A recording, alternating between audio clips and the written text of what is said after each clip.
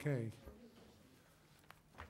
Welcome to the Rye Town Board meeting of November 15th, 2016. Please rise and join Dan Tartaglia as he leads us in the Pledge of Allegiance.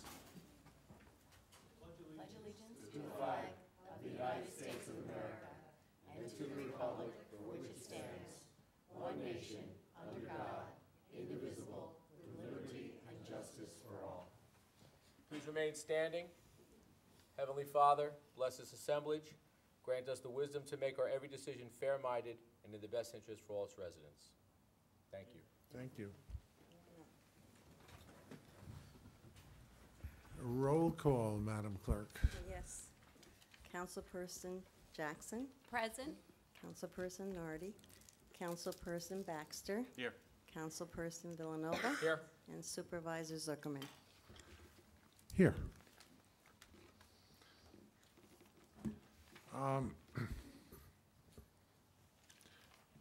Our first matter on is the presentation of the 2017 preliminary budget for the town of Rye. We are going to have a public hearing. May I have a motion and a second to open the public hearing? So moved. Second. Call the roll, please. Councilperson Jackson, Present. Yes. Sorry. It's been a long Councilperson night. Baxter, Yes. Councilperson Villanova, Yes. and Supervisor Zuckerman. Yes, thank you. We have presentation of the budget. Our controller, our accounting team, Navy Dejanovic and Dave Burns.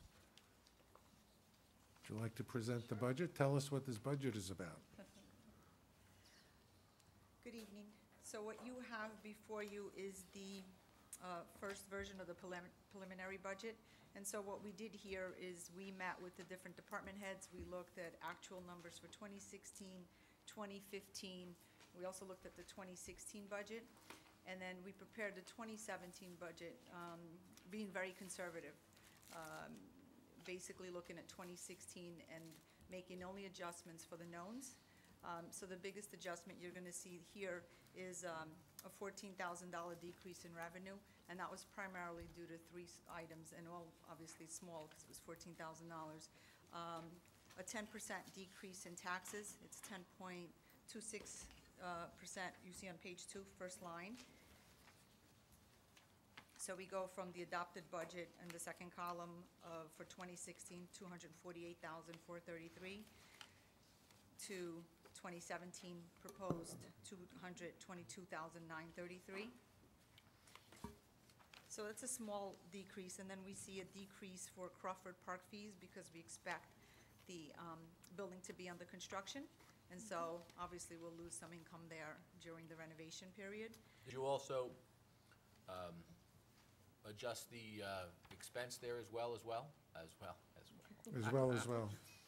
well? Which expense? Well, if we have a variable expense when it comes to Crawford Park, where we have to man it when we are operating it, and when we're not operating it for an event, we don't. So if we're reducing the expected revenue, Right. we should also be reducing, not a lot, Yeah. but we should also be reducing the expenses too. Is that correct, Dave? In this go-around, I would say that we didn't do that with rental run rates, but that is a good point. Yeah, we could do that. We can revisit Yeah, we did. that. And Okay.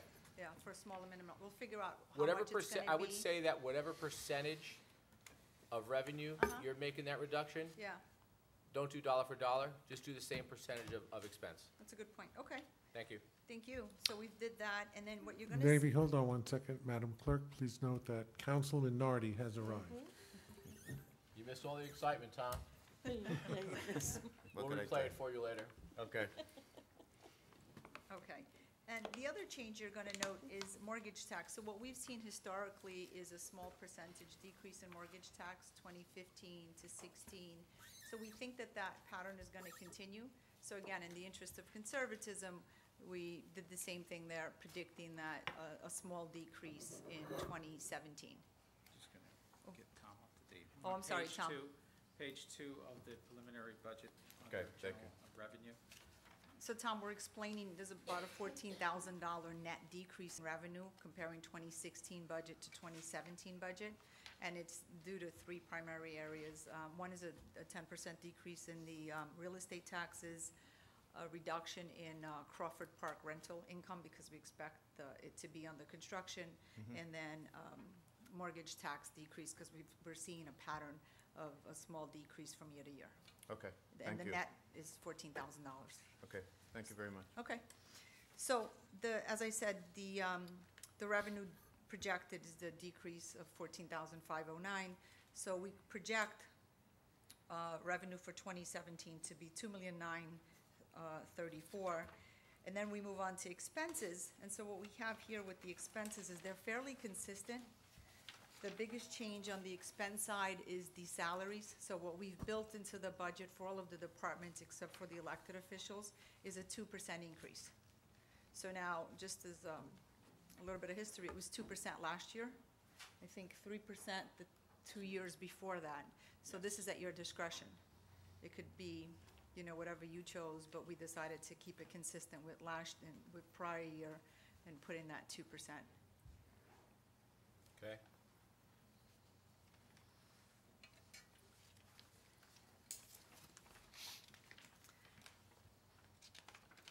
So that's the major fluctuation, net of expenses. The only other changes we made, as I said, when we met with department heads, if they thought that there should be, an increase in expense, whether it be office or intern or anything like that, but the net impact was minimal. So what you have before you is a need to appropriate $200,000. So I guess in layman's terms, we would call that a deficit. So we need an appropriation of $200,000 projected for 2017. And again, this is very conservative because if you look at the 2016 budget, the appropriation is $160, and the way we expect 2016 actual to fall out is, very not needing the appropriation at all or being in the black and having a surplus. And that's about a 5% allocation of the fund balance at the start of the year, which starts the year at $4,115,000. So it's very conservative in terms of allocating a portion of the fund balance to the budget. And again, the goal is not to use that at all, like we did for 2015 and 2016.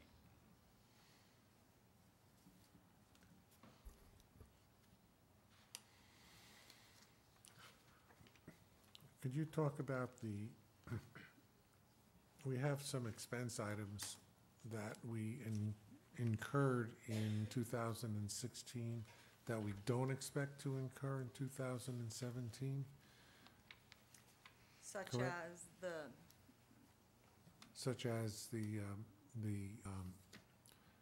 extra salary income? well, we had, yes, so we had $29,000 additional salary due to the former, Confidential secretary. yes, I was going to say the former Debbie. Yes, There's only one Debbie. yes. The former confidential secretary, and that was paying out the PTO, paid time off, the severance and everything, and that will not repeat. So you'll notice that when you get to that particular page, you'll see that the salary decrease there is about $29,000 less. So I think that's the major one. The other salary shifts were minimal. So we're hiring, or not hiring, we have Sarah in the office who's going to go from 3 days to 4 days, and we share her now with the clerk anyway.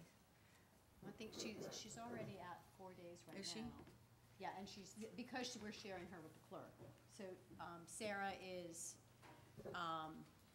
the clerk has several part-time lines that were unfilled, and lots of work to do. So 1 day a week, Sarah is working for the clerk.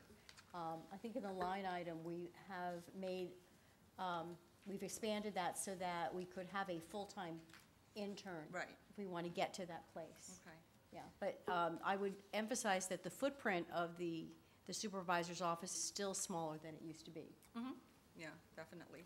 Because Sarah is not only doing administrative work, but she's our webmaster as well. How many hours a week does Sarah work? At this point, she's working about 30.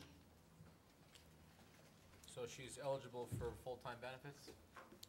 She is eligible. Is she taking those benefits? No, she has signed well, this is for under the Affordable Care Act. She is eligible for health care benefits. She is still on her parents' health care and has declined. Okay.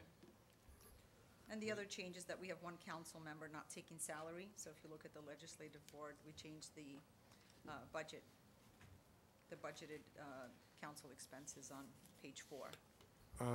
Maybe, hold on, I just want to counsel the board, and Debbie had already started. I don't want to discuss any personnel matters in public, who has what salary or benefits or anything else, okay? That's for an executive session, when we possibly have a work session on the budget and discuss general salary increases for employees. What we should do then is, let's make sure that we identify, and this is, and you can go back, and Dave will tell you, I think it's important that positions within the town of Rye are positions that should be identified on paper, whether it be clerk 1, clerk 2, clerk 3, however we identify that person, and it's not a person's position, okay? Somebody may be filling that position now, but that person doesn't own that position. I think it's important we talk about it that way, okay? No, I just, before we go further, I asked Debbie, she hasn't had a chance to do it yet, to send out a quorum call. I would like to have a work session on the budget with all members of the council present between now and approximately December the 10th, that we can have a work session, which obviously will be a public work session. And we will adjourn into executive session when the point comes that we will be discussing individual salaries and/or benefits. Okay? Very good. Go ahead, I'm sorry, Nadine. That's okay. Do you have any questions on the particular departments? Not right now. You know what, you have my contact information. If you look at this later or throughout the week, just please feel free to email, call, and we can go through any detail you want Okay. or answer any questions. Let's go over, what is the projected tax increase or decrease at the present time with the preliminary budget? I think it was a decrease of, I got it here, 10 point, is that it? Yeah, it's a decrease of 10.26%. What was that, we're having a tax decrease? Yes, that's what we projected. That's the, That's good, Gary, don't be it's on page surprised. 2. It's the first thing. I know, I said that because I knew that in advance, Tony. I knew that in advance. Oh, okay. Yes, it's a decrease. And despite this decrease, we had some successes. You know, we're at the end of the year. I guess at some point I should do a full state of the town report, but we recently upgraded our computer equipment, among other things, and I need to publicly apologize to all the residents of the town of Rye that our agenda for tonight was not up on the website because we had a problem with the one of the new computers putting the information to the website, which has now been corrected and will not occur in the future. One of those things, you know, you upgrade to the new version and it doesn't work, but now it's working. So, but we've had a lot of successes during the year, and I'm not going to take credit for any of them. Paul was instrumental in our in rem processes where what is it, the number, Paul? We got approximately $500,000, $600,000 over our estimate. Yeah. How much? Total was 694,000. Well, that's 700,000. Yeah. So, that's just one. We recently received a check from the state of New York as a result of the dissolution study that was performed in 2013. The funds for the grant were not previously applied for. It took Greg Arcaro and Debbie Reisner months, but we got a check in a couple of weeks ago for $50,000, which goes to our fund balance and enables us to have a lower tax rate, a 10% decrease. So just those among other good things that have happened this past year. I don't mean to interrupt your presentation, Navy. No, it's fine. Are we done? Yeah, I'm done. Oh. It's a public hearing, right? This is a public hearing. Does any member of the public wish to speak to the budget? No, but we're going to leave the public hearing open. Those of you who are watching on television, we will continue the public hearing at our next meeting, and anybody may speak to the budget. And you may send emails, and let us know any thoughts. So with that, thank you for your presentation. Pleasure. Thank you. Our next item is something near and dear to my heart. When I first became elected supervisor, one of our first actions was to appoint an assessment task force to review our assessment practices with a view to making them more efficient, more open, more transparent. And the task force is here tonight to make a report. And I must say, I think that this was a highly successful task force operation. All of the members were competent, hardworking, diligent, worked with our assessor to come up with analysis and suggestions so that going forward we hope to have the best assessing team and practice in the county of Westchester. So with that, Mr. Chairman, would you like to come forward and Thank you, Mr. talk to us? Firstly, I want to apologize that we did not get this report to the board sooner than today, but we were working right up until 6:30, 7 o'clock yesterday, finalizing it. Does anybody need a copy? Does anybody need a copy? In the We audience? have it. We have a copy in our packets. You have copies, okay. Thank you. Thank you, Debbie. And Secondly. I believe it's also there. I believe Debbie already put it on the web, right? That I did not do. Okay, we will have it on the web tomorrow. Thank you. The second thing is I want to thank the members of my committee, and this may be the best group of people I've ever worked with on a volunteer committee. Not only was everybody competent and hardworking, but everybody contributed. You know, oftentimes when you're on a volunteer committee, you know, everybody shows up for the yearbook picture and two people do all the work. But this was everybody showed up for everything, and everybody worked hard at this process. And so I want to thank your board for selecting the members of this committee the way you did. There were members from every community. There were members who had real estate knowledge, legal knowledge, understanding of residential properties and values, as well as commercial properties and values. So it was a really very good committee. And of course, a million thanks to Debbie Reisner, who helped us through an entire process and acted as kind of a facilitator for us in order to try to get this done. Would you like to name your committee? Oh, well, most of them are here this evening. It's Marcia Rogel, Joan Feinstein, Randy Rabinowitz, and Richard Cuddy, who could not make it this evening. He was disappointed and apologizes for missing this meeting.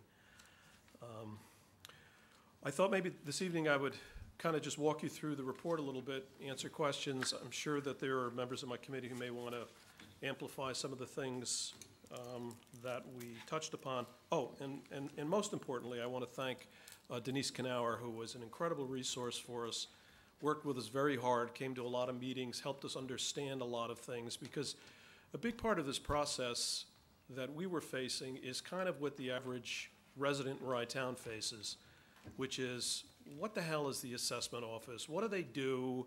How do they know my number's right? You know, how do we know that it's fair? And when we first sat down with this committee, we all kind of had the same thoughts in our mind, and you know, the assessment process, as you know, Mr. Supervisor, is very near and dear to my heart, because it comprises a big part of my practice. But the average person doesn't really have any idea what's going on, and there's a lot of mumbo jumbo, and everybody is concerned. Am I paying more than my neighbor? When I appeared before your board back in, I guess it was July, we kind of went through our mission statement, which was something that we worked on early on, and if you'll see that on page 3, there's bullet points of what we were trying to do, which was first to understand the process by which assessment is accomplished in the town of Rye, including the important dates that are helpful for people to know, to understand the methodology employed by the assessor, to review the homestead, non-homestead-based proportions and options that are elected by the local governments every year. What does it really mean, and why, not how, and not when, and not what, but why are we doing it? You know, are the governments getting the best information that they can to make that decision, rather than just do it as a matter of course? And then to review and make recommendations to town officials regarding any changes to the assessment software. This took a lot of time because we had to understand what it is we had, and where other communities and where the state is going, so that we can kind of predict the future and get the town of Rye poised to be in the best position you know, in 2018 and in 2019. And then finally, to educate the public as to the assessment process and the process to challenge assessments, the grievance process. So that's, we tried to narrow down our work to these points, as I had mentioned to you earlier. We met 14 different times. A number of those times, Debbie Reisner was at all the meetings. Mr. Supervisor, you were also attended several of the meetings, and a number of the times Denise Knauer came and helped us with information. At those meetings, we spent a lot of time trying to understand how computer-assisted mass appraisal techniques work, why they're the best and most effective way to get the best values for properties, what the town of Rye is using right now in that regard, where the state is headed, and how we can improve the process. So in addition to having Denise take us through what the town has currently, we brought in various vendors from different companies to understand what other municipalities are doing, as well as what they can offer. And we found that this is not a homogeneous world. I mean, there's a lot of different vendors out there. They're using different software, they're using different operating systems, different methodology, and trying to understand all that so you can look at apples and apples and compare prices was not an easy process. So during the course of all of those meetings, you know, we came to an understanding of how the process works, and with Denise's help, where the town was at the moment. The next section, we talk about educating the public. And I think part of the reason why during the last campaign, residents came out and voiced their concerns about the assessment process, and you know, were the numbers right? Are my numbers right? Am I being treated fairly? Am I being singled out? Am I paying more than my neighbor?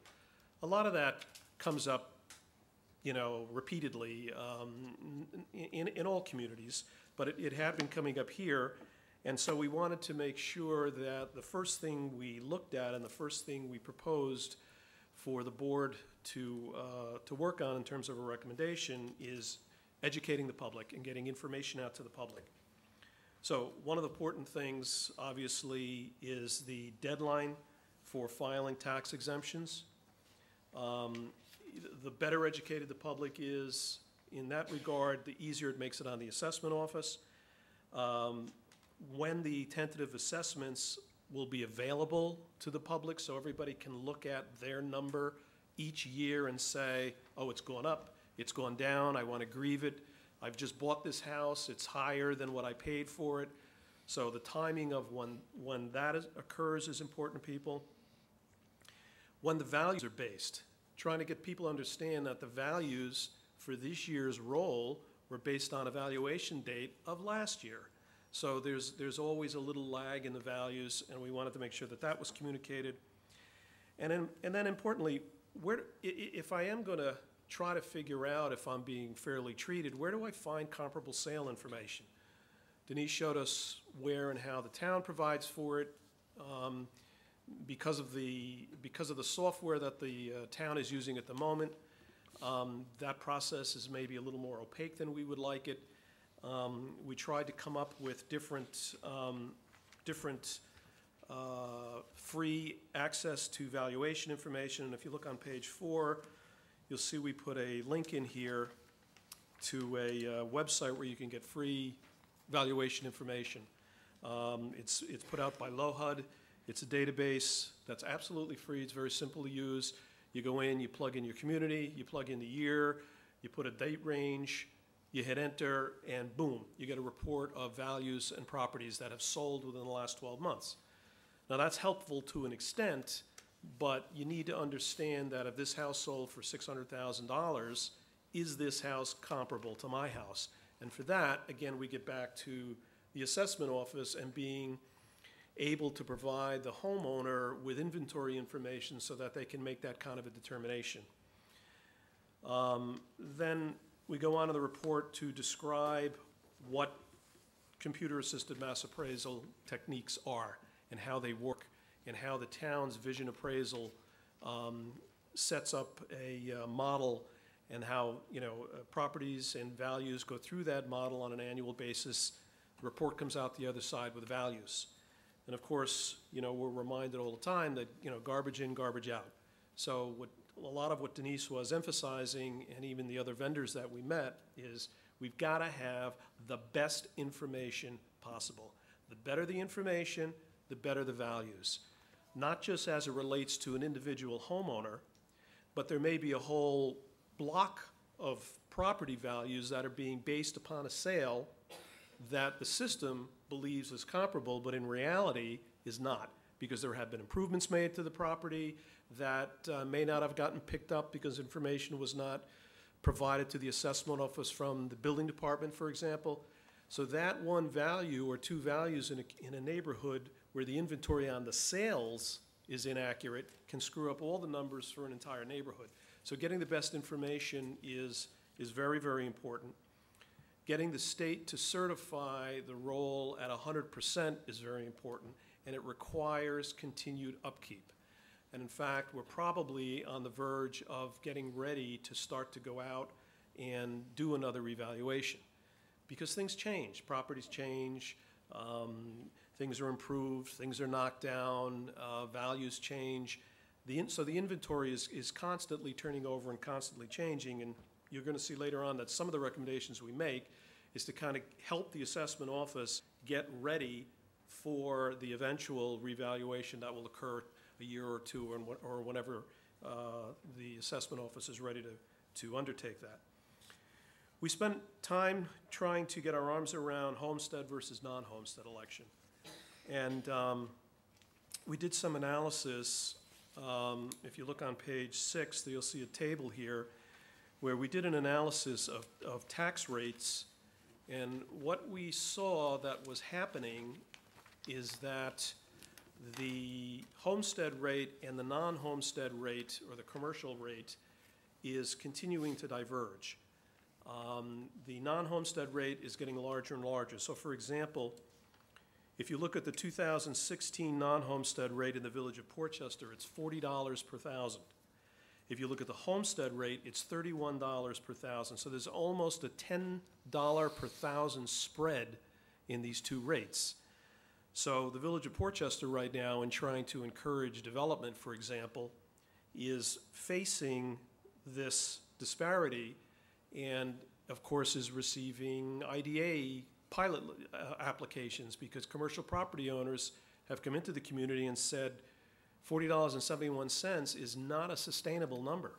We won't come into Portchester and develop if we've got to pay that. We'll go to Mamaroneck or we'll go elsewhere. So to give you an idea of what's happening in other communities, what we did was we applied the equalization rate, and you'll see that in the next table. We applied the equalization rate to the combined tax rates so that we could look at apples and apples. So if you look at this, you'll see that in the city of Mount Vernon, the combined rate per $1,000 of full value is $46.45. Right behind that is the Village of Portchester non-homestead rate.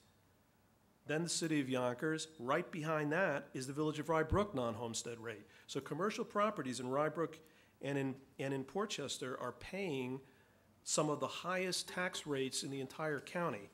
And as you turn the page, you'll see how it declines, and you'll see at the very bottom is the city of Rye, where it's $15.34 per $1,000 of full value, which illustrates the advantages that cities have, and in particular the city of Rye, in terms of its ability to keep its tax rate under control.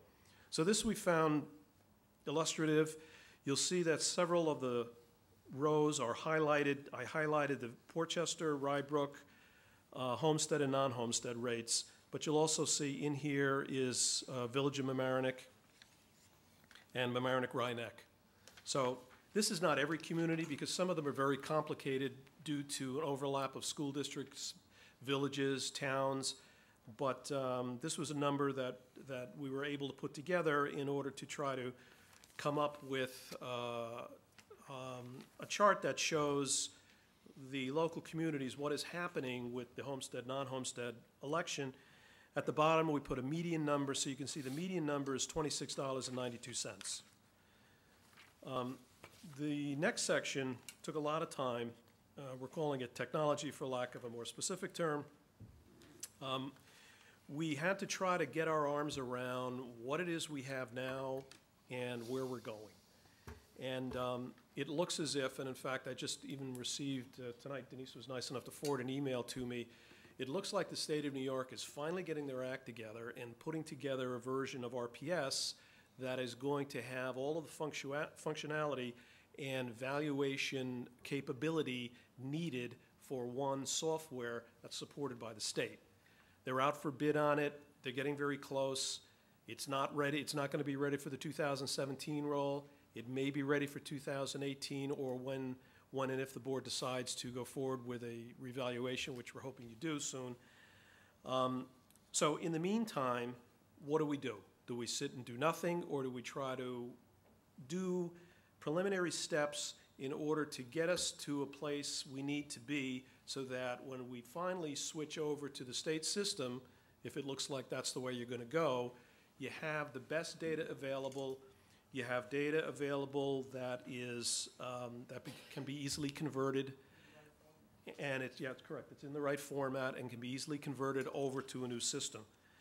So that takes us now down to recommendations and, of course, cost involved, which I was happy to hear that you're going to have a surplus because we're getting ready to spend it for you. No, this is upkeep stuff. I mean, I'll go through these. The first one is retain the services of Tyler Technologies to analyze current vision appraisal data to determine the quality of the data.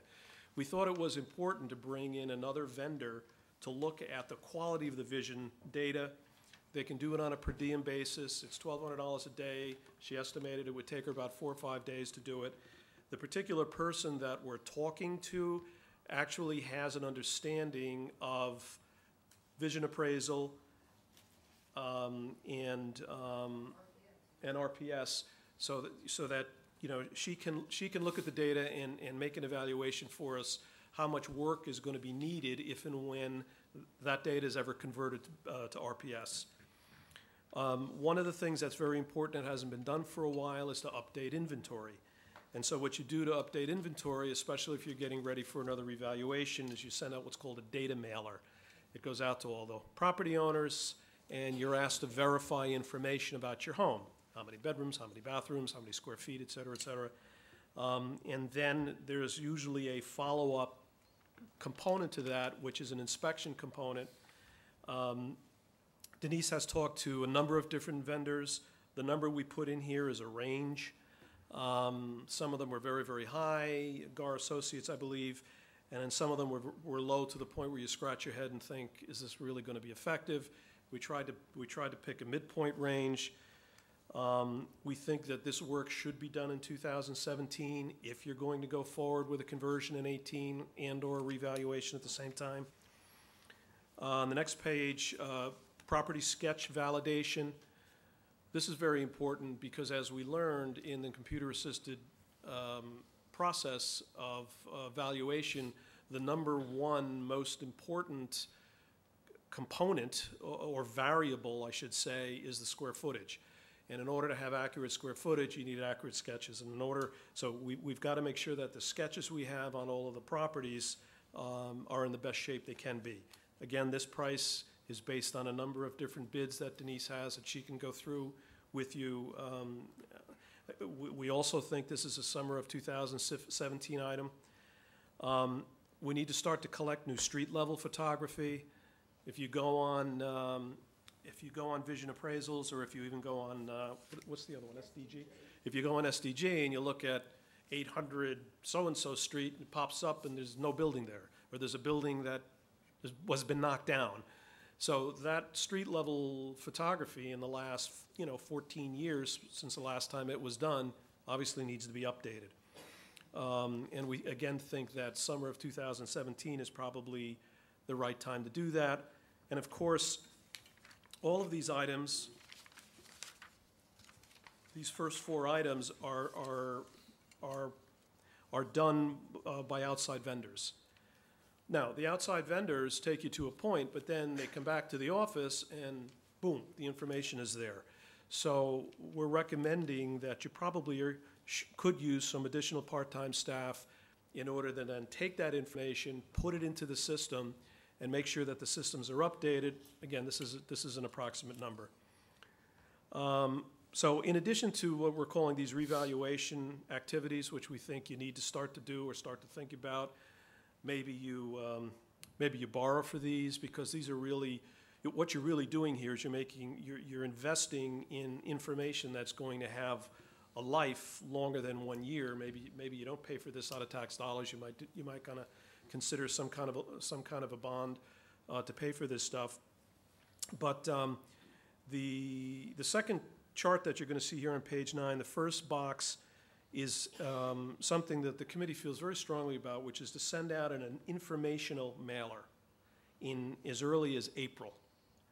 And what that mailer is going to do is it's going to tell people, wake up, June 1st is an important date. May 1st is an important date. It's time to start thinking about your assessment. You're going to be receiving notices pretty soon. These are the dates. This is what you have to do. And this way, when the tentative roll comes out, people aren't going to say, I just found out about this. I haven't had time to hire somebody to grieve my taxes, blah, blah, blah, blah, blah. Well, we're going to say, do press releases, do emails, do an informational piece, mail it out and say, something's coming, everybody. Get ready. Don't get caught like you may have gotten caught last year or the year before at the last minute. That coupled... Excuse me, Dan, can that informational mailer be combined with the data mailer and do it in one mailing, or not? Well, we thought about that, except the data mailer going out in April is probably not the best time because, as Denise explained to us, you're busy you're doing exemptions, and the summer's really a better time for the data mailer.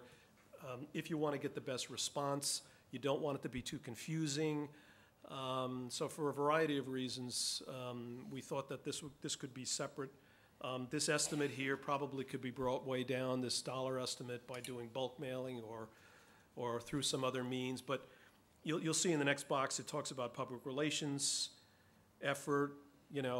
I don't know that that's going to have any cost, but, and the committee is committed to remaining together in order to try to assist with some of these processes. So, we're hoping that this isn't just the end of our assistance to the town, that you'll help us or allow us to help the town and the assessment office to continue to try to implement some of these things. That's also true of, we talk here about conduct of a series of educational informational seminars, which we're happy to participate in. And then lastly, which is very important, right now, the information that comes from the building departments to the assessment office is not consistent, is not necessarily contemporaneous with when the permits are being issued, is done by some building departments very efficiently, by other building departments it's kind of ad hoc. So we'd like to look a little bit more into that, work with the various village managers to make sure that that information flow is updated and gets to the assessment office as soon as possible, so that information can be put into the system. Well, Dan, it seems to me that the accurate information can only come if the building departments are cooperating with the assessor's office, and it is in the best interest of each of our 3 constituent villages that that information be passed on, because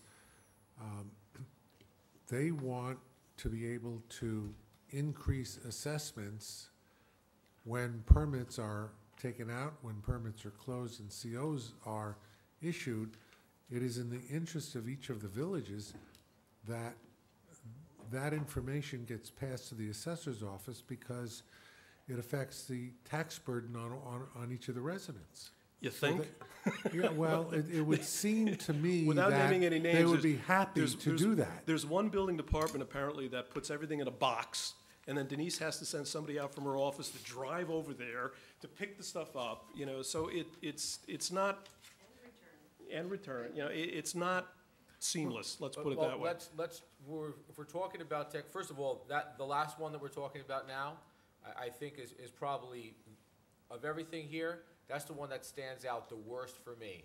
It's like a big red thumb, like you're slamming it with a hammer. We've had this discussion in the past. Denise, we've had this discussion in the past about the village, they have to communicate better. We had a meeting with staff from ORPS. We were in the village of Mamaroneck, and we had this specific discussion with regards to the building departments, plural, being forthcoming with information.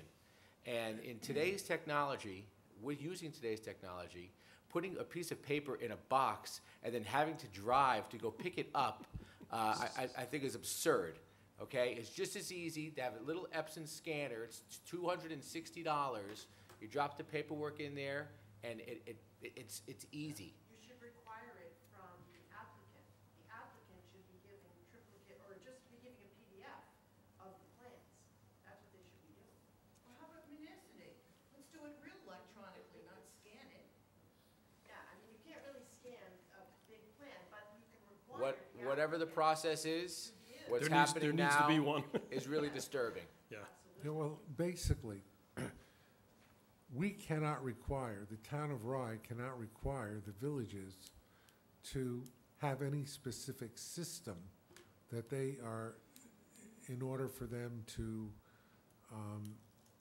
issue their permits. Some are far more digital than others, apparently. Now, I can speak for the town of Rye that we're looking to move everything digitally. In fact, one of my questions was going to be on your grievance form, your RP 524, right? Can the resident file that online? Can they download it? Legally? Can they do it legally? No, it's not provided for in the statute. can they download it and fill it out and sign it? Yes, Yes, they do that now. but they have to drop it off in person. Right. It's a And- fillable, it's a fillable PDF? Absolutely a bill. Okay.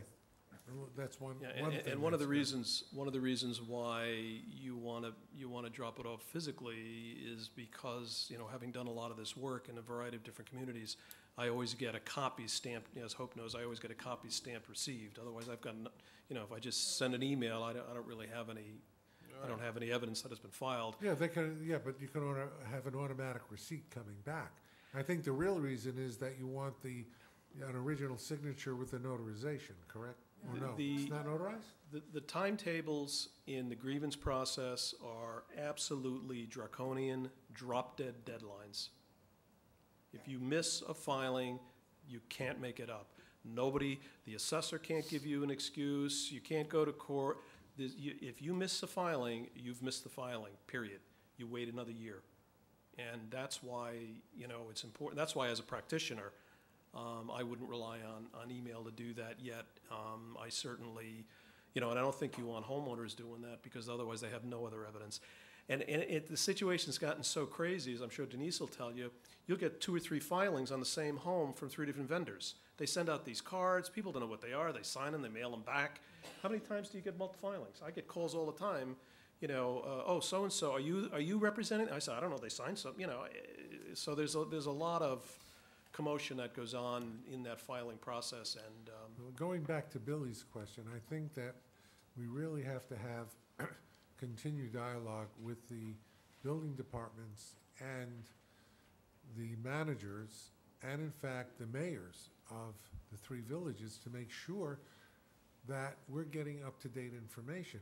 They're only hurting themselves by doing that. but I don't think you can leave that up to your assessor. No, I just said, it has to be the mayors, the supervisor with the mayors. Right. And the chief administrative officers. Correct. Who will have to direct the building inspectors, that this is what we have to do. Not Yeah. a strong mayor, not a strong village manager form of government. Well, we'll talk to the village managers. We'll talk to whoever we have to talk to. Is that fair, Randy? Yes. Okay. I'm sorry. That's quite continue. all right. Does anybody from my committee have anything to say, or Denise, you want to have anything to add? Okay. We're all set? Does anybody have any other questions? Well, I think that if there's anything we can do on the board to facilitate this sharing of information, I know personally myself, I'd be more than happy to work with you on that. Well, I think that, we appreciate that very much. I think you need to start to, focus on the appropriation piece to this. What do you want to do? How do you want to do it? Personally, this entire commitment here is probably about $125,000. No, you're over 132,000. Okay. I didn't So, get that high. you're You close. got it faster than I me. saw you adding there, so I knew that. Yeah, right. So, but you know what, I think it's spot on, though, Mr. Tattaglia and your team. The public relations effort piece, that piece there, although combining it with the data mailer may not be appropriate, but combining that with a town mailer, that's gonna outline, let's just say, the functions of the town, that would be a smart choice, and you're communicating much more than just the assessment piece.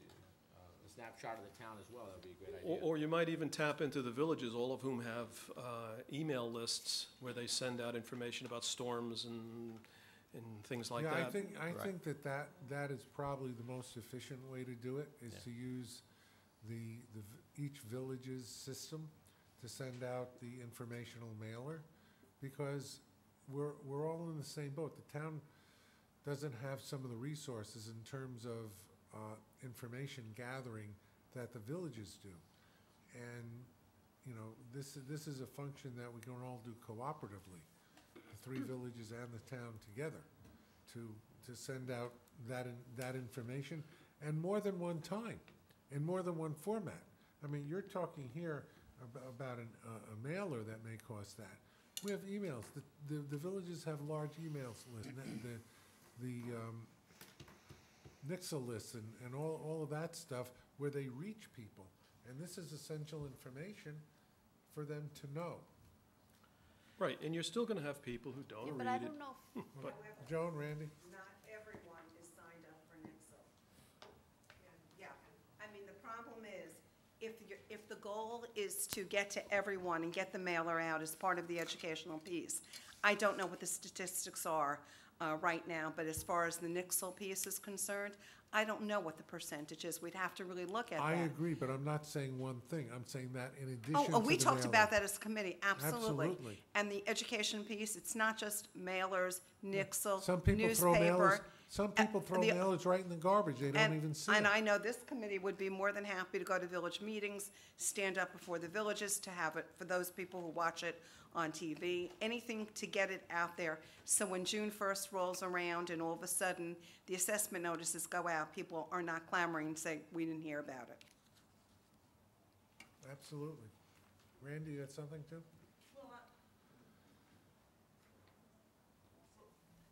Well, Joan said exactly what I was going to say.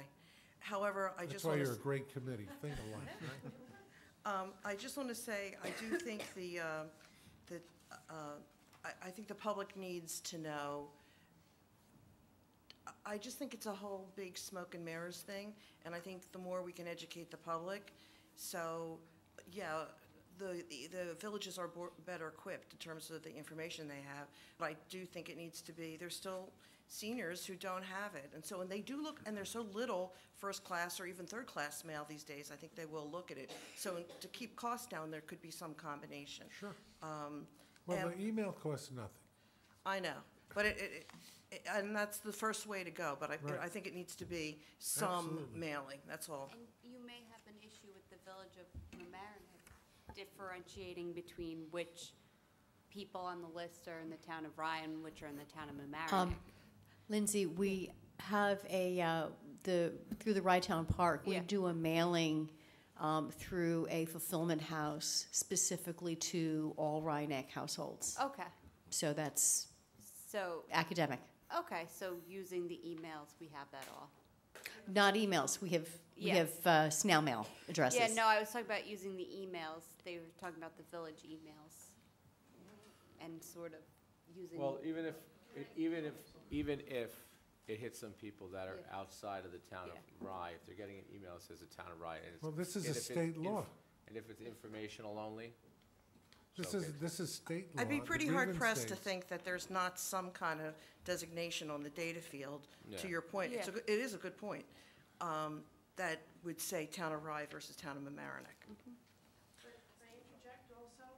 Even with the Village of Mamaroneck, where they have the portion that's the town of Mamaroneck, because the town of Mamaroneck is also at 100%, they're basically in the same boat we're in. So if the village email Even if it blasted overlaps. everybody, it would be ideal Right. for them to remind people to check with the town of Mamaroneck for their portion of the assessment. And I think their calendar year mimics ours. I'd have to double check that. But the June 1st tentative roll for sure. The valuation date, I'm pretty sure, well. All towns are the same. No, they're not all, they're not actually all the same, so we'd have to be sure about that. Okay, I all right. believe that Randy is spot on. They are Okay. the same, and that was the discussion that we had when we met in the Village of Mamaroneck. And that's the reason why everything kind of married up so well when the town of Rye assumed some of the operations of the Village of Mamaroneck. You're exactly correct. So if I could, You I may. just want to thank the members of the task force. You've spent a lot of time and effort digging into this, and I, for one, as a layman in this field, thank you for it, and it's very educational for me. Dan, you said at the beginning that the average person doesn't have any idea of the assessment process at one point, and the people I speak to really echo that, and that was something that during the campaign, a lot of us talked about, the need for what you call public information sessions. And I think along with everything else that's been mentioned, I think that can be a very valuable tool to get information out to people, to speak to them in terms that they can understand, because right now it is a great mystery to many people, and we're most uncomfortable and nervous about that which we do not know. And so the more we can give them, present them with opportunities in each of the communities, quite frankly. These public information sessions, I think, are vital to kind of conveying what the process is so they can feel better about it. So thank you all very much. In fact, one of the things that the committee did was I found a lecture from a statistics course, and one of the lectures in the course talked exactly about this process. It's about a 40-minute video to watch, and I've seen it a number of times, and every time I see it, I learn something new from it. And I think that opened up a lot of our eyes and said, oh, now we get it. Now we understand how these variables work, how important the variables are, how important the information is, and why. And if you have the right information, and you're not the Gallup people, you can, because, I mean, the reality is we talk about statistics, and this really isn't statistics, it's probability. Statistics is your batting average. Probability is what are you going to hit tomorrow. So you take statistical information, you plug it into a model based upon a number of variables, and out the other side comes a number that says, in all probability, if this person were to sell this house on that valuation date of last year, this is what they would have gotten for it. And it has to be, you can't have more than a 5% tolerance or a coefficient of dispersion either way, above or below. Otherwise, the state won't certify you at 100%.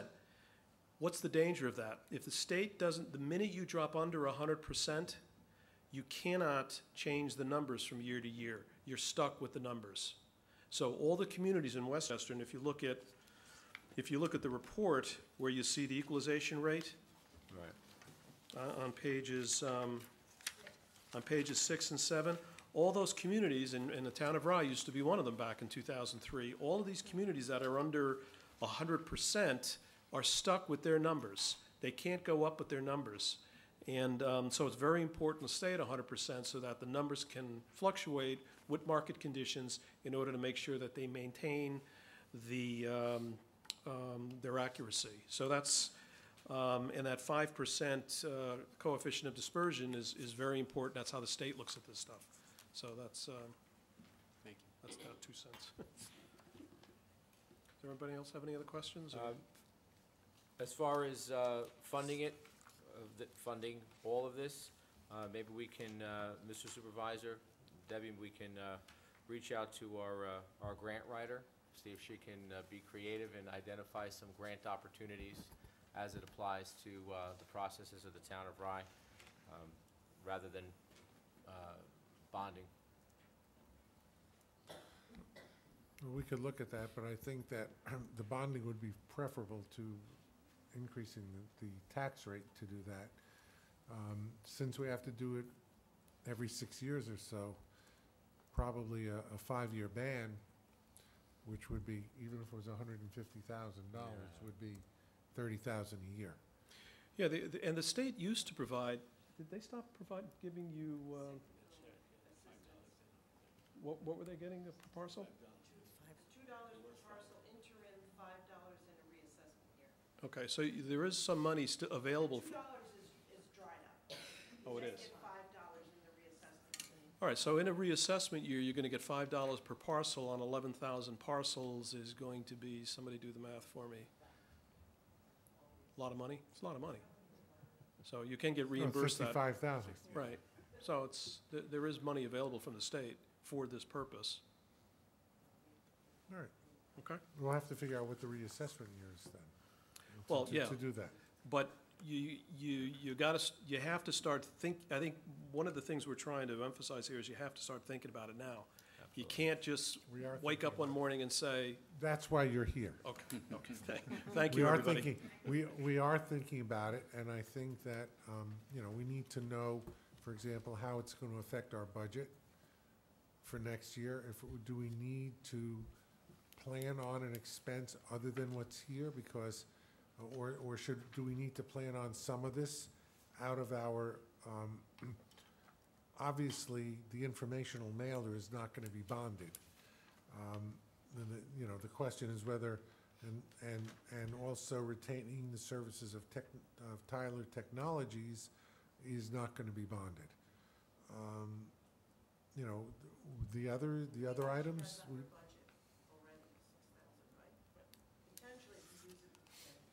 Yeah, if we use the Tyler Technologies data validation, Denise has money in her budget from 16. If she can schedule this person to come and do it before the end of the year. well, I think that what we need to do, and did Navy move out? I think Dave said something. Or Dave, we could put the informational mailer and Tyler Technologies, make sure that we have that in our budget, In the That- in the 17 budget.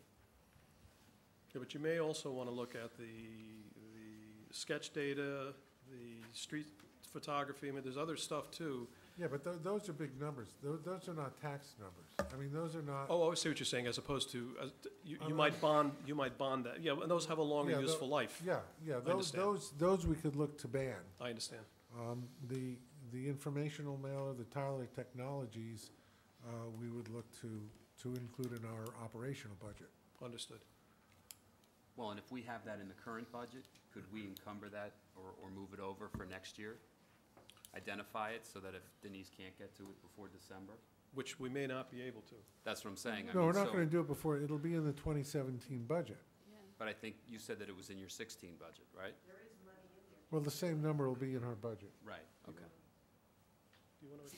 But if she didn't use the money, can we put that? But that's Still what I'm in the saying, budget. if it's not No, used, it's still, it doesn't disappear, because the projected budget, Denise, correct me if I'm wrong, our preliminary budget has that same number in it. No, that's what I'm saying. Our It was in budget. this year. No, you Yeah, would, this year, if- if you if that is encumber this true- year and then add the additional. if that is true, then, so currently now, are you, Denise, are you anticipating that you are going to be above budget, below budget, or at budget at the end of the year this year? I will probably be either at or under budget slightly. Okay, so. Because I had 25,000 budgeted for GAR, and we did not use that, but I've used about half of that for another initiative to analyze our RPS data. So there is some funding there that's available to do the Tyler but- piece. But the If- budgeting, when 2016 is done, it's done. It's either spent or not spent. Whatever's not spent is gonna be reflected in our fund balance. And the prospective budget, our now tentative budget, has that same number in the line that it last year had, whether you spend it or not. It's in the budget line, Okay, right? yes. So it's there to spend. I'd have to go back and double check. So the that for question is not whether whether it's there. I don't think that the accountants took it out of your budget. It would be in your budget. The question is, do you need more money than what's in the budget? But if it isn't spent, then that's why we're gonna have a work session, sure. Okay. right? Okay. Dave, double check that budget line. You're talking, you're talking about the 34,000, Denise? What page you on? 9.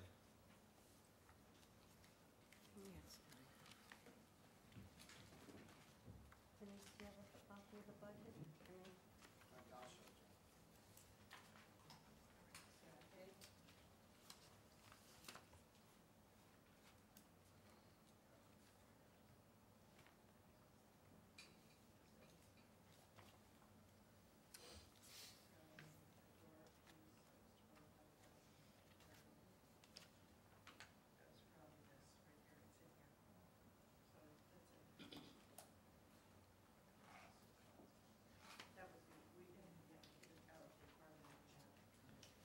Is that-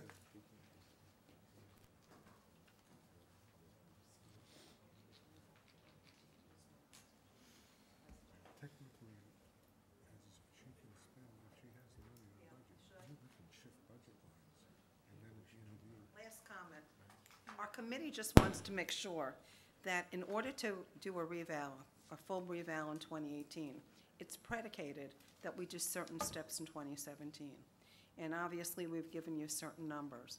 To the extent that we don't have that money, we don't fulfill those steps, our job may not be on target, or I should say Denise's job, on target to do an entire reval in 2018. I think there's some steps along the way that have to be taken to set the stage and to get the right data, in particular for 2018. You're talking about the numbers that are in the report. Right. But I'm just trying to stress the importance of Yeah. those numbers.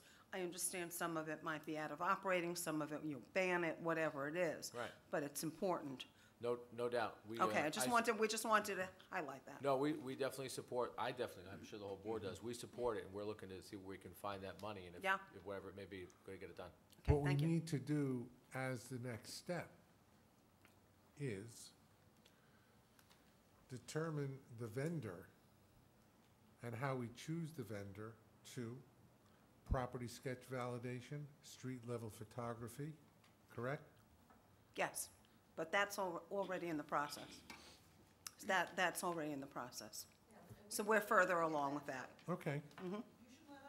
Yeah, in conjunction with Denise. Okay, Be my guest. thank you. Fine. Go, do it, do it.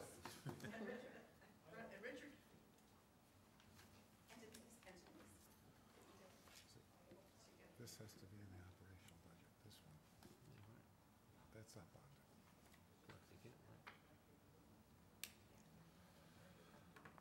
So, does that complete the report for now? Unless you have any other questions. Well, yes, what I'd like to know is this the final report of the task force? Or will there be additional reports going forward covering any other topic? This is the final report as it relates to the mission statement that you see earlier in the report, which is what we had put together initially as a group. I do know that the members of the committee, although obviously would need to have an extension of its organization by your board, is willing to continue to work, you know, in an ad hoc basis with the assessment office and your board to assist in any process that you'd like us to. I don't recall the resolution having a termination. Was the resolution terminating at the issue, with the release of the report? I don't recall. I don't know. Well, we can look at that because, I mean, I think all of us are in agreement. I don't even have to look to my left and right to know that we are all in agreement that the work that you've set out is probably a task that should continue into the future. And I would suggest that the task force meet and determine the methodology that you would want to use going forward to do what particular tasks. And I think this board will be in total support. I would like to make one suggestion, that you modify the report to reflect the email that you received today from Denise, which I think the whole board might have gotten a copy of it. And just take that into account and make that the final report. And I think we need to go forward. The steps that this board will take will be to work with you and to make sure that any funds that are needed operationally would be in the operating budget for next year. And the idea that any tasks that need to be bonded, at the appropriate time, we would issue a ban. How long a ban? Obviously, you know, we could issue could be a 3-year ban, a 5-year ban, whatever the board would feel would be the appropriate number, you know, for a certain payout over that period of time. Well, I think my committee would welcome that, wants to continue to work together. I know that there are members of the committee that would like to have input in the informational process. Absolutely. What the mailer is going to look, the informational mailer is going to look like. I offer my services for purposes of doing workshops with homeowners, both in what the assessment process is and how it works and how it affects your value, as well as helping homeowners who want to, you know, seniors or whoever who want to need help to try to figure out how to file a grievance. You know, when the original revaluation was done in 2003, we did those workshops at the Pasilipo Center and I was various there, I was locations. part of it. Correct. So, you know, I'd be happy to do that again if you'd like. Absolutely, we can probably get other attorneys who do cert work as well to pitch in and help. I think that's a great idea, and your continued participation is very, very welcome and valued. And I personally want to thank the entire committee for the great work that you did.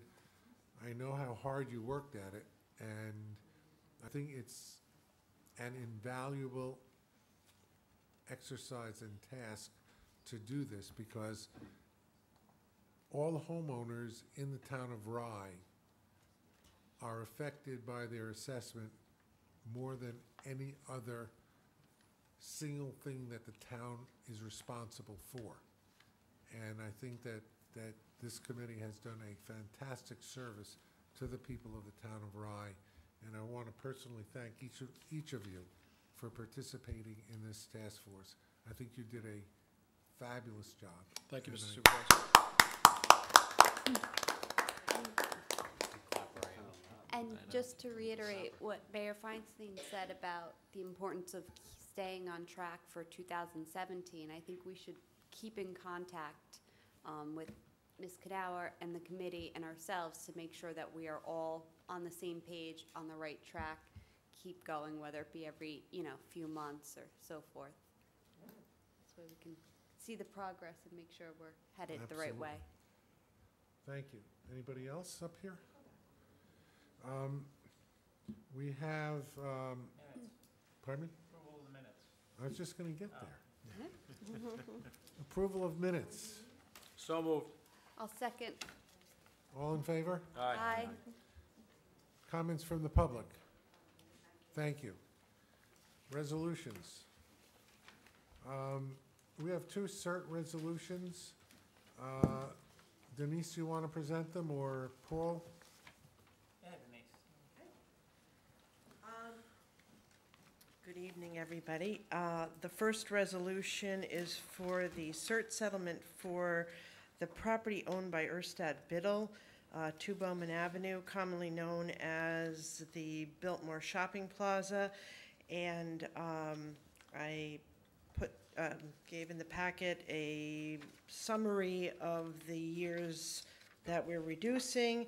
Essentially, 2009, we're reducing 34%, 2010, 15%, and as I mentioned in the memo, that 2011 vision came in and kind of set a new bar, and so in those earlier years, we had to bring the assessments in line with what our reval company determined what the assessment should be in 2011.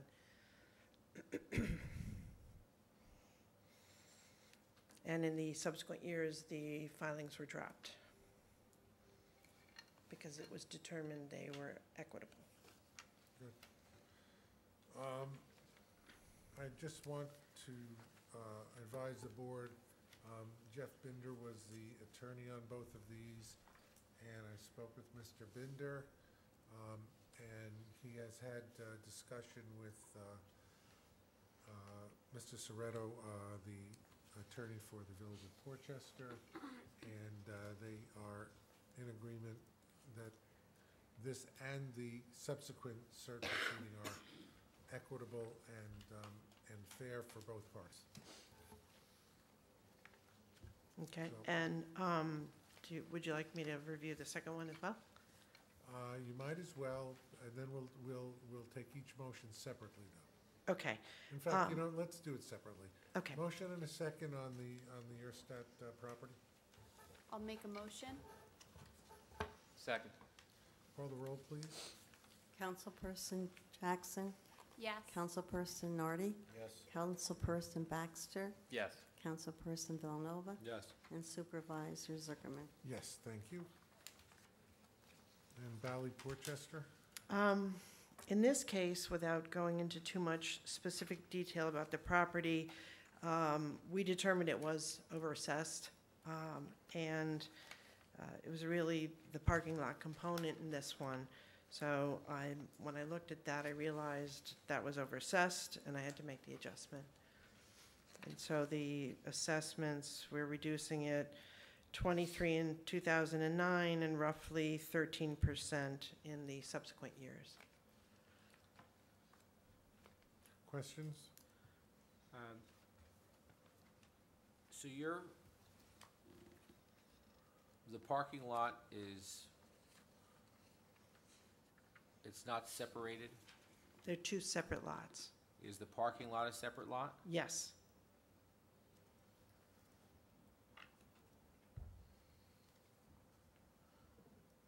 Okay, so just take me through page, I guess, page 3 of this, right? So the summary of assessments. The parking lot, It's page 2, Billy. page 2? No, he's on. Oh, yeah, page 2, okay, very good. That's okay. All right. Okay. So when you're showing here these reductions from years 2009 to 2016, okay? So this one reduction here is 538,000. You're applying this towards the entire assessment of both lots? The petition included both lots, so we have to look at them together. But in reality, it was the parking lot that really was overassessed. I understand, but I think if that's the case, then I believe that the way that this is presented to us, because now you're taking they want you to, I guess, split it up, but then you're putting it back together again, and you're reducing the assessment on a lot where the assessment does not need to be reduced, and you're putting the reduction on both lots. Well, I would have the opportunity to allocate it between both, but essentially, it's really the parking lot that needs to be adjusted. I don't feel comfortable applying the reduction to a lot that the reduction does not apply to. If you're saying that you have lot X and it's valued, and let's say that valuation is correct, that's 100%, that's fine. Then you have lot Y, and that needs to be reduced 23%, and you're taking that reduction, and then you're putting the lots together, and you're reducing both lots together, not by 23%, but by $538,000, I think for record keeping, that's inappropriate. I can't support that.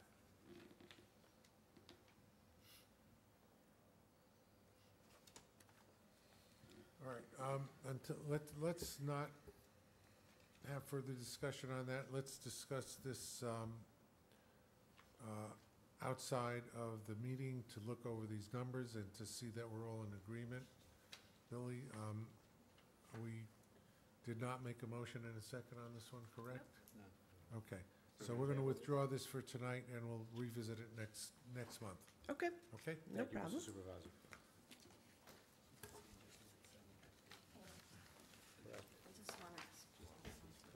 All right, reports. I guess Denise, that's your report? Okay. Actually, I have. You have another report? I have a little bit of a report. Okay. Because I did want to thank the Assessment Review Committee for all their hard work in the past several months. It is gratifying when a group of people takes an interest in what the assessment department does and to understand firsthand how complicated assessment really is. There are no simple answers or solutions. We certainly learn something new every day, and that is what I love about my job. I'd also like to thank the task force for being champions for the initiatives that I referred to as, quote, assessment enhancements. These have been on my wish list since I started in the town of Rye 3 years ago.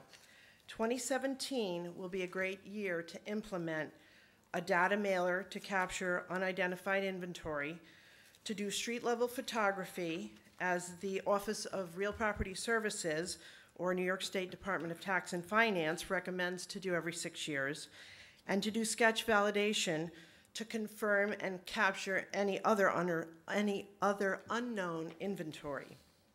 These efforts will assist us in preparing for a future reval.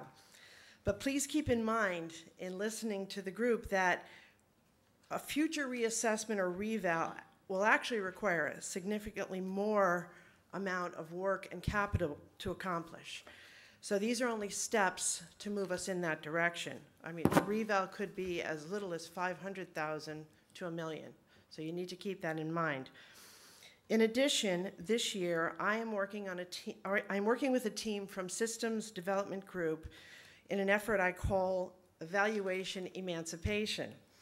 SDG has hired a seasoned, retired professional from the New York State Office of Real Property Services who is guiding us in developing all the valuation models that are available already to us in our RPS New York State database, assessment database, so that we can be more self-sufficient and take advantage of its CAMA, computer-assisted mass appraisal modeling tools, and further understand the CAMA process, particularly in a rising market.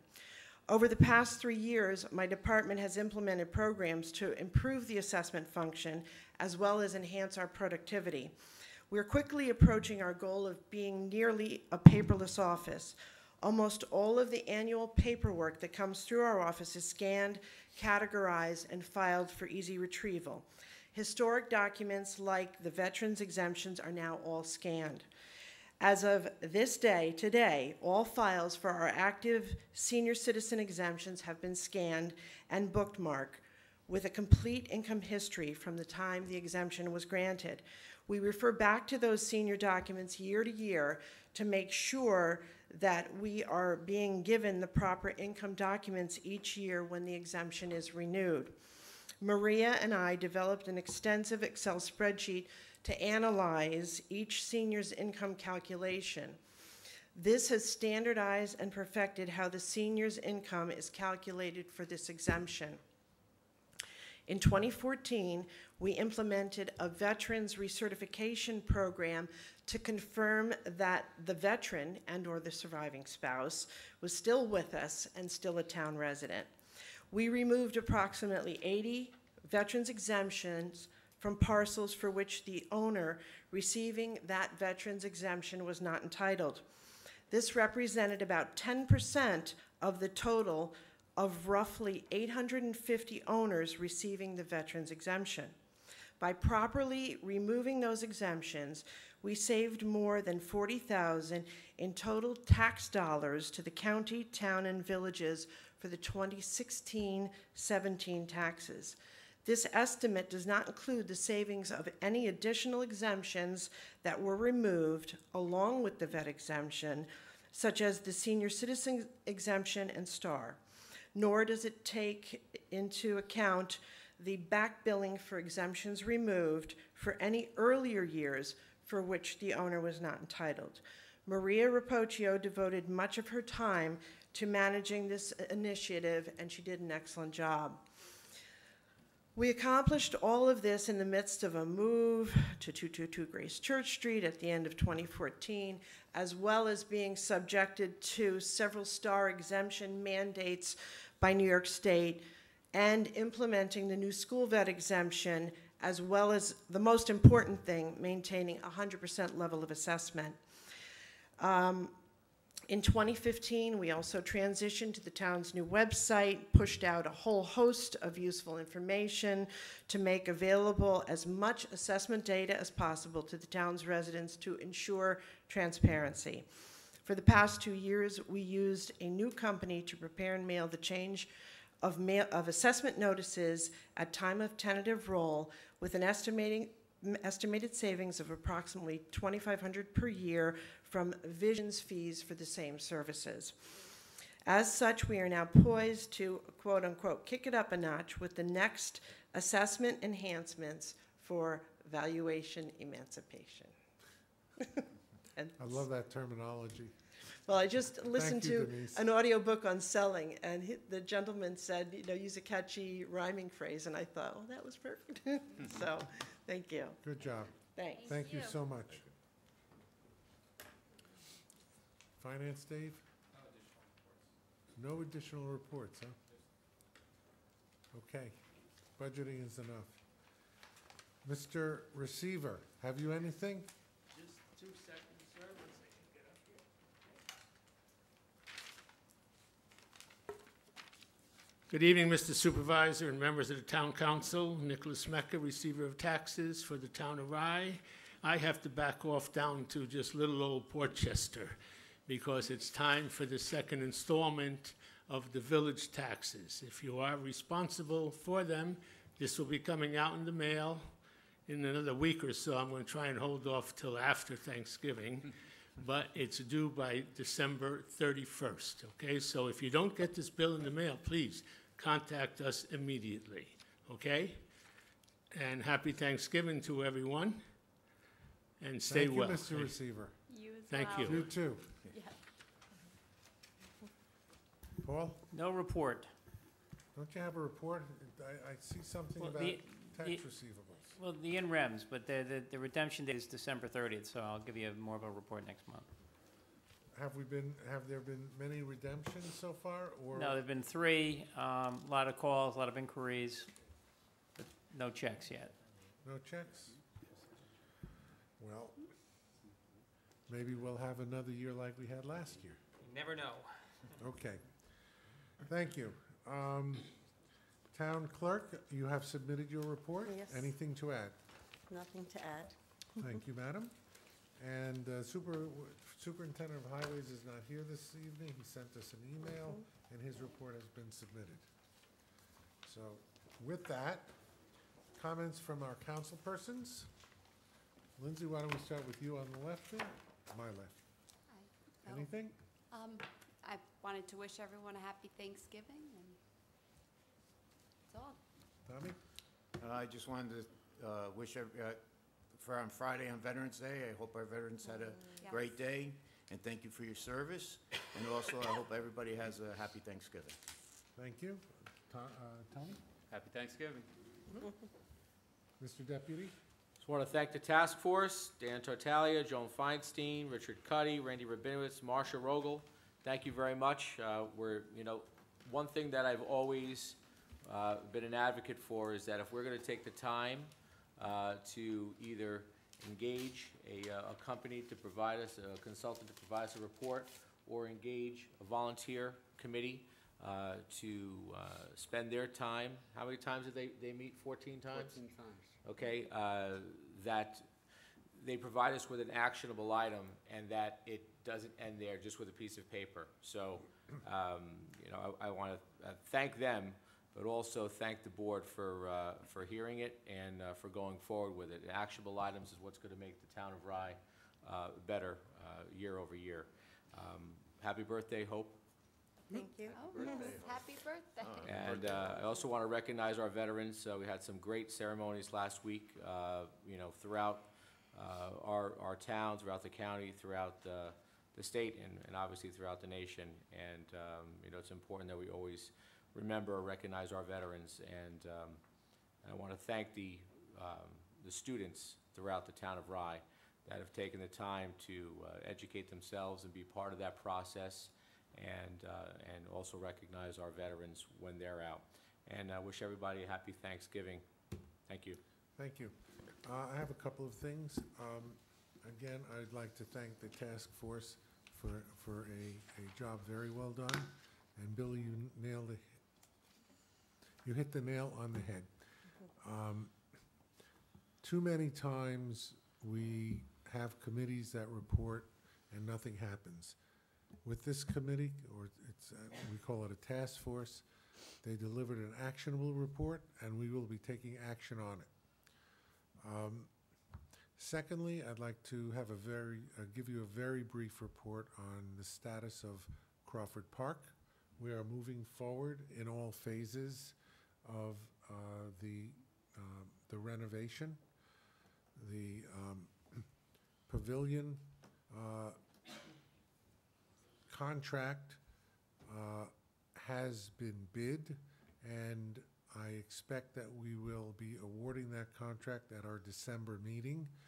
We actually could have awarded it, but we have to wait until the state completes and advises us that their environmental review is complete.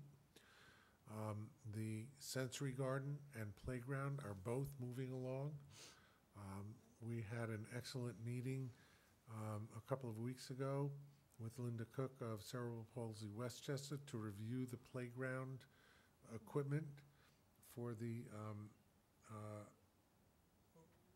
untypical child, as I think they like to call it, as opposed to the typical child, the child with some disabilities.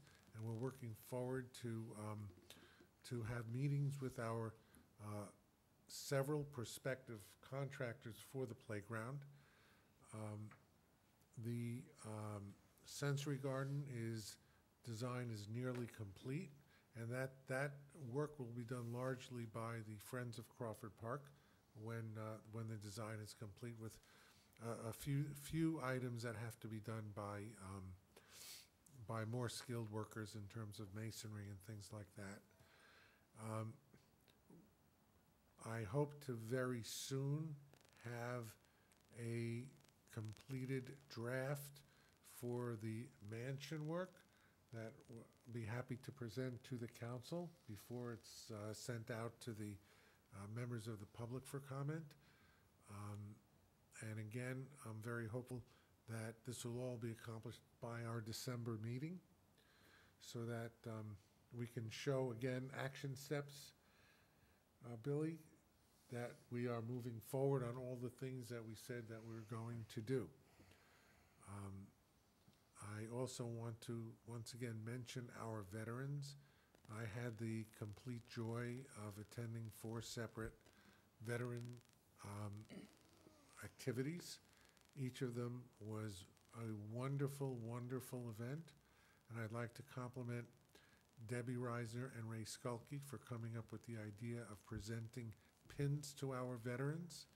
They love them.